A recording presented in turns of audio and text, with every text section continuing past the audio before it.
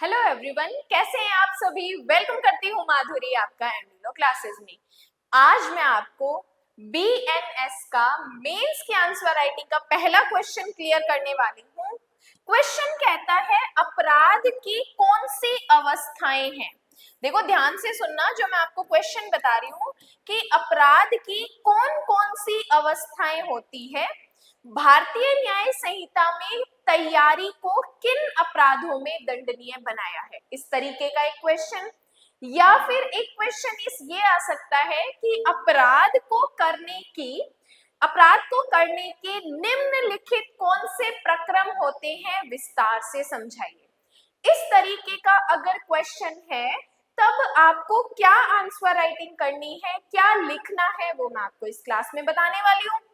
ये जो मैं आपको क्वेश्चन बताने वाली हूँ ये आपका लगभग 10 से 15 नंबर की मेंस की आंसर राइटिंग का क्वेश्चन है।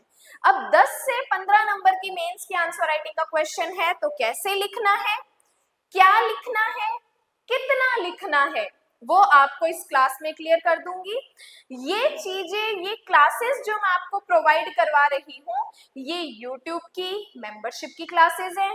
ये पीडीएफ आपको नहीं मिलती है, आपको क्लास को देख के ही साथ में साथ नोट्स में लिख सकते हो।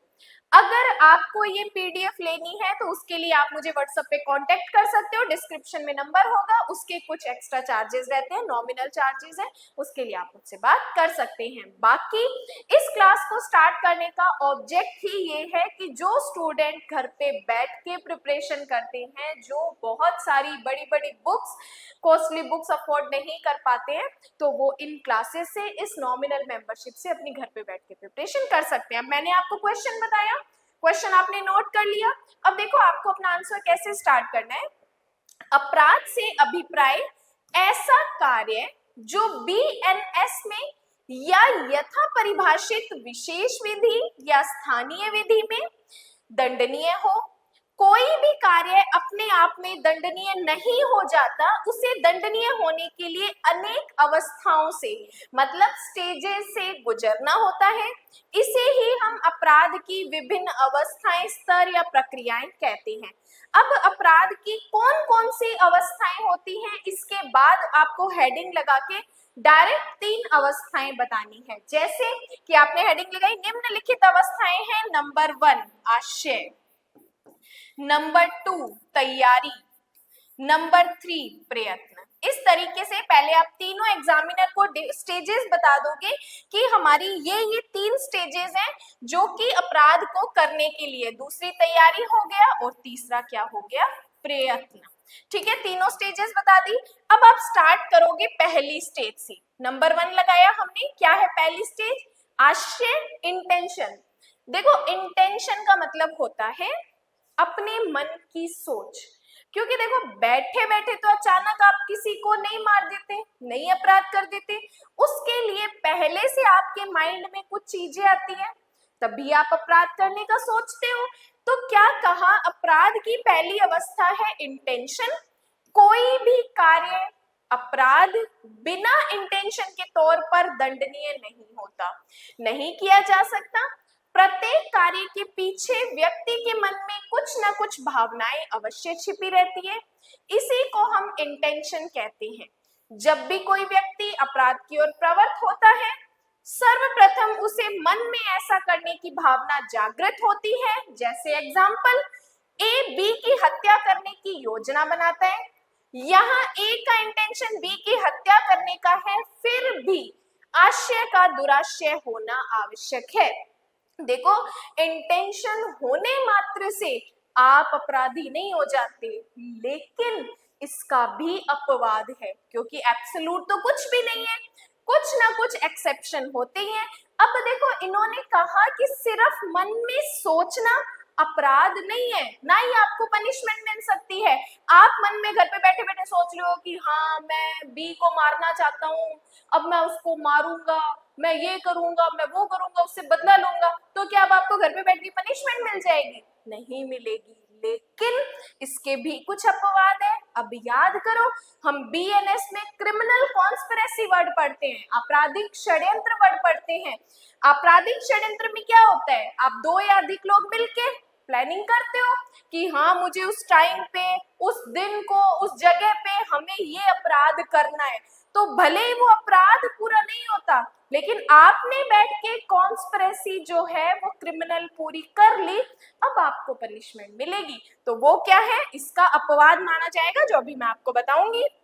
लेकिन यहाँ यह उल्लेखनीय है कि केवल इंटेंशन मात्र दंडनीय नहीं है, अर्थात अपराध की पहली अवस्था को दंडनीय नहीं माना गया है। केवल अपराध कारित करने का विचार करना, मन में विचार आना मात्र दंडनीय नहीं है, जो कि अभी मैंने आपको बताया। अब जैसे केस बताने होते हैं साथ के साथ, क्योंकि केसेस के बिना हमारी आंसर राइटिंग कंप्लीट नहीं होती। हर एक मेंस के क्वेश्चन में हमें केसेस याद करने ही पड़ेंगे। अब यहाँ पे कुछ केसेस है, जैसे पहला केस है ओम प्रकाश का केस, 1961 का केस है। अगर आपको केस का पूरा नाम याद नहीं है तो आप सिंपल हेडिंग लगा सकते हो, ओम प्रकाश का मामला। सेकेंड चीज, AIR लिखना कंपल्सरी नहीं है। AIR लिखने के ना तो नंबर मिलते हैं, ना लिखने के नंबर भी नहीं कटते हैं, बस केस का नाम सही होना चाहिए और उसमें हेल्ड क्या किया है वो सही होना चाहिए। अब पहला केस कहता है ओम प्रकाश के मामले में सुप्रीम कोर्ट ने यह हेल्ड किया कि आशय अपराध कारित करने की प्रथम अवस्था है, पहली स्टेज है। इंटेंशन अभिव्यक्ति किसी न किसी कार्य में होनी आवश्यक है, तभी अपराध का गठन होता है, क्योंकि इंटेंशन के बिना अपराध नहीं होता। लेकिन इसके भी कुछ अपवाद है।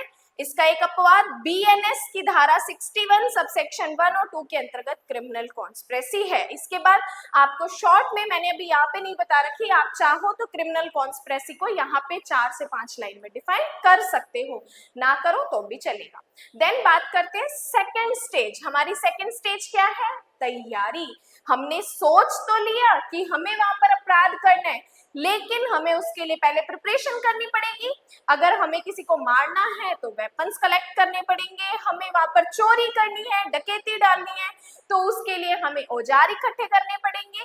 तो ये होती है तैयारी। अब इन्होंने क्या कहा, अपराध की दूसरी अवस्था है तैयारी, प्रिपरेशन। जिस प्रकार इंटेंशन के बिना कोई अपराध कारित नहीं किया जा सकता, उसी प्रकार तैयारी के बिना भी कोई अपराध कारित नहीं किया जा सकता। तैयारी इंटेंशन के बाद की अवस्था है, क्योंकि हमने अभी पढ़ा सेकंड स्टेज है। व्यक्ति अपराध कारित करने का इंटेंशन बनाकर तैयारी में जुट जाता है, इसीलिए यह कहा जाता है कि अपराध कारित करने के लिए साधनों के संगठन करना तैयारी है। यहाँ पे साधनों को इकट्ठा करना, यहाँ पे लिख सकते हो, साधनों को इकट्ठा करना तैयारी है। देन इसके बाद बात करते हैं, एग्जाम्पल आपको बताना है। ए बी की हत्या करना चाहता है, बी के घर में चोरी करना चाहता है और इसी इंटेंशन से ए जहर की व्यवस्था करते हैं या अस्त्र शस्त्र एकत्रित करते हैं। यहाँ गृह भेदन के उपकरण जुटाना क्या है, तैयारी है। तो दो एग्जाम्पल को एक साथ बता दिया। आप सिंपल भी बता सकते हो, ए बी की हत्या करना चाहता है जिसके लिए आयुध इकट्ठे करते हैं, तो ये क्या है, तैयारी है। या ए बी के घर चोरी करना चाहता है जिसके लिए अस्त्र शस्त्र को इकट्ठा करते हैं, तो ये क्या है, तैयारी है। इस तरीके से मैंने दो इलस्ट्रेशन को, दो एग्जाम्पल को एक में ही बता दिया, आप अलग अलग बता सकते हो। लेकिन यहाँ यह उल्लेखनीय है कि केवल तैयारी मात्र अपराध नहीं है, तैयारी को कार्य के रूप में परिणत किया जाना आवश्यक है। इस संबंध में केस था रामकन का मामला 1884 का। इसमें कहा गया कि एक महिला आत्महत्या करने के लिए कुएं की तरफ दौड़ती है, लेकिन उसे बीच में ही रोक लिया जाता है। इसे आत्महत्या का प्रयास नहीं मानकर मात्र इंटेंशन व तैयारी माना गया। देन इसके भी कुछ अपवाद है। इंटेंशन का अपवाद हमने पढ़ा, तैयारी के भी कुछ अपवाद है। यद्यपि सामान्य नियम के रूप में तैयारी मात्र को अपराध नहीं माना गया है। सिर्फ अब आपने क्या किया कि जैसे किसी को मारना चाहते थे, उसके लिए वेपन इकट्ठे किए और घर में रख दिए। अब आप उसको मारने नहीं गए हो, सिर्फ वेपन इकट्ठे किए, घर में रख दिए, तो अब आपको पनिशमेंट नहीं मिलेगी। लेकिन इसके कुछ अपवाद है, जैसे कि तैयारी को कब BNS में पनिशेबल बताया है, कि सामान्य नियम के कुछ अपवाद है। BNS के अंतर्गत तैयारियों को दंडनीय अपराध माना गया है। कौन कौन से BNS में बताया है, जैसे भारत सरकार के विरुद्ध युद्ध करने की तैयारी, भारत सरकार के साथ शांतिपूर्ण संबंध बनाने के लिए द्रोह करने की तैयारी, डकैती करने की तैयारी, ये सब क्या है, तैयारी, इन अपराधों की तैयारी क्या मानी जाती है? दंडनीय मानी जाती है, जो कि अपवाद है। नेक्स्ट है मधुसूदन सेन गुप्ता का मामला है 1958 का। इस मामले में कहा कि डकैती करने के लिए गिरोह बनाना, ग्रुप बनाना तैयारी है और यह दंडनीय अपराध है। और सेकंड केस कहते हैं state of UP versus Om Prakash, 1960 का केस है। इस मामले में कहा कि तैयारी का उद्देश्य इकट्ठा करने का होना आवश्यक है। तो पहली स्टेज हमने पढ़ी इंटेंशन, दूसरी स्टेज हमने पढ़ी प्रिपरेशन, थर्ड स्टेज है हमारी अटेम्प्ट। अब आपको क्लियर कर दूं, अटेम्प्ट पनिशेबल है। किसी भी अपराध का आप अटेम्प्ट करते हो, प्रयत्न करते हो, तो वह अपराध माना जाता है।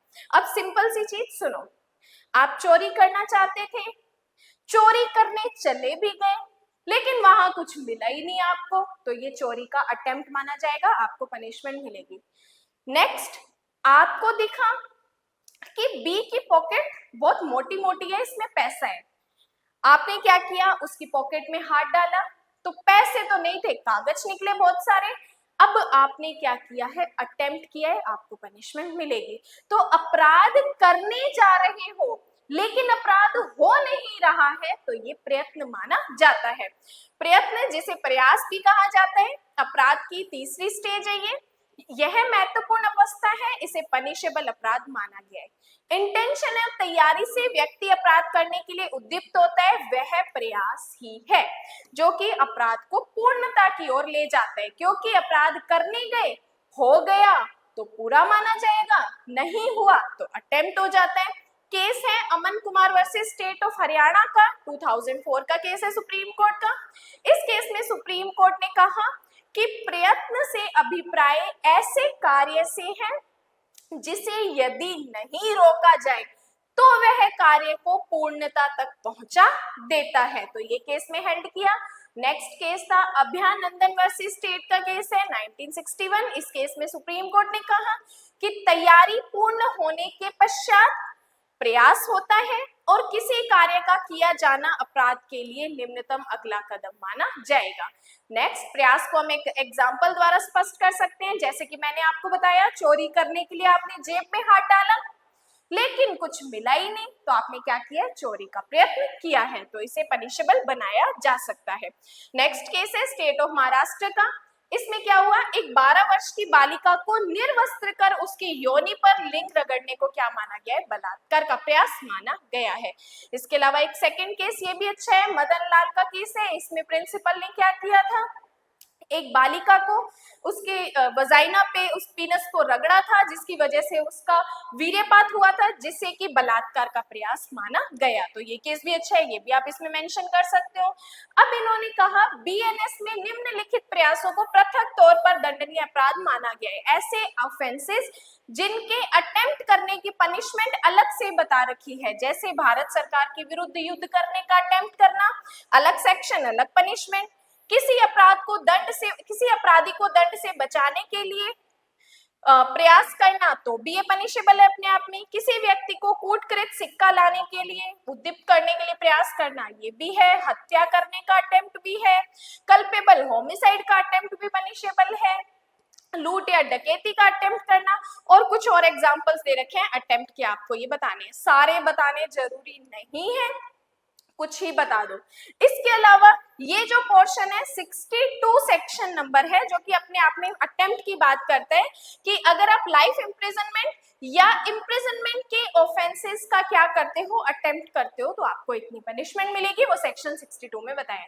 उसके बाद अगर क्वेश्चन में पूछा गया है तैयारी और प्रयत्न में अंतर, तभी आप बताओगे, अदरवाइज नहीं बताओगे। यहां तक अगर ये डिफरेंस नहीं पूछा तो यहां तक बता के एंड आप लास्ट में इसका कंक्लूजन लिख के और क्वेश्चन को खत्म कर दोगे, ठीक है। लेकिन अगर डिफरेंस क्वेश्चन में पूछा है तो डिफरेंस हम बताएंगे तैयारी और प्रयत्न में। कि तैयारी और प्रयत्न के बीच अंतर को स्पष्ट करना है, तो सबसे पहले डिफरेंस है, तैयारी अपराध की दूसरी अवस्था है और प्रयत्न तीसरी अवस्था है। तैयारी से अभिप्राय अपराध कारित करने के साधनों को संग्रहण करना, इकट्ठा करना, जबकि प्रयत्न से अभिप्राय अपराध कारित करने की चेष्टा है। तैयारी अपने आप में कोई अपराध नहीं है, लेकिन प्रयत्न अपने आप में एक अपराध है। उसके बाद हमें बताया है कि कतिपय अपवादों को छोड़कर तैयारी को भी बीएनएस में दंडनीय अपराध नहीं माना है, लेकिन जबकि प्रयत्न को दंडनीय अपराध माना है। तो ये कुछ डिफरेंसेस है अटेम्प्ट और प्रिपरेशन में आपको बताने हैं।